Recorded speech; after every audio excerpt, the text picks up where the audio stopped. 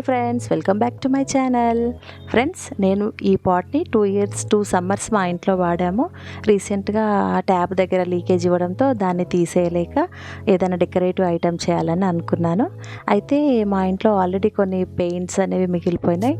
అందులో ఒక black spray తీసుకొని పాట్కి ఈ రకంగా స్ప్రే అయితే చేసి పెట్టుంచాను.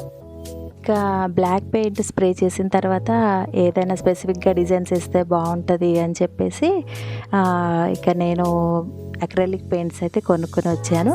వాటితో పాటు ఒక 2-3 బ్రషెస్ కూడా తీసుకొని వచ్చాను. ఇంకా మా పాపల యొక్క హెల్ప్తో వాటికి ఈ రకంగా డిజైన్స్ వేయడం స్టార్ట్ చేశాము.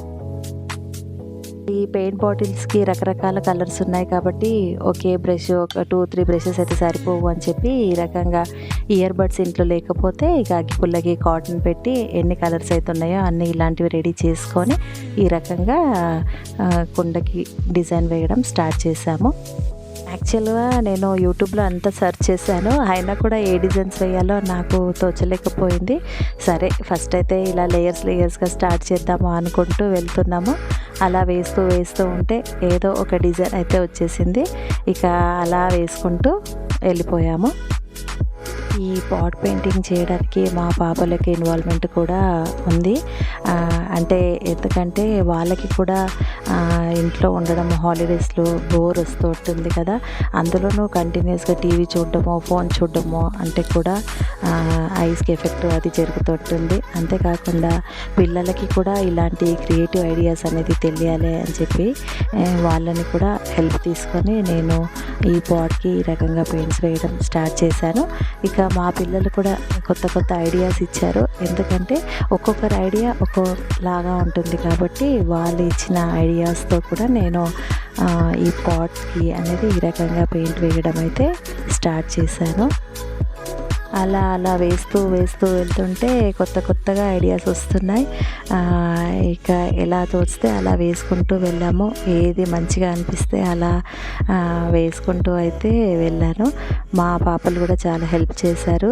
అయితే ఇంకా ఇంతే కాకుండా మేము ఇంతకుముందు కూడా మా అమ్మ వాళ్ళు శారీస్కి వర్క్ చేసేవాళ్ళు కదా, అందులో మిర్రర్స్ కుట్టేవాళ్ళు, కుందన్స్ అవన్నీ కూడా చేసేవాళ్ళు.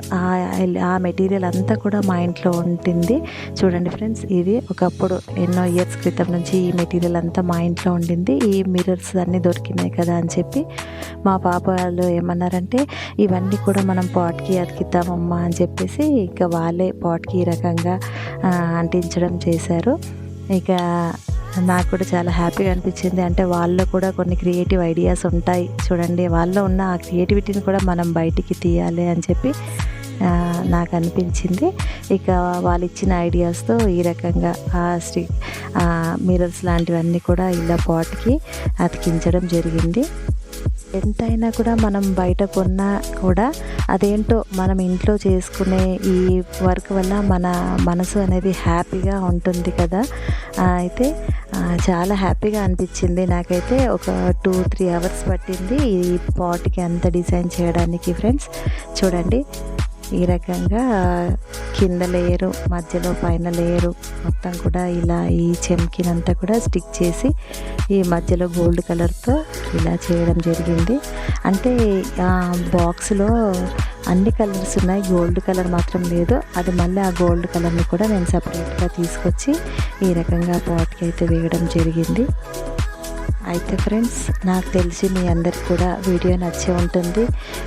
ఒకవేళ వీడియో నచ్చి ఉంటే మాత్రం మీరు కామెంట్ సెక్షన్లో కామెంట్ చేయండి. ఎందుకంటే మీరు ఇచ్చే కామెంట్స్ వల్ల మాకు ఎందుకో బూస్టప్ వస్తున్నట్టుగా అనిపిస్తుంది. దానివల్ల నేను ఇంకా ఎన్నో ఇలాంటి క్రియేటివ్ ఐడియాస్ని తీసుకొని మేము ముందుకు రావాలని అయితే అనుకుంటున్నాను.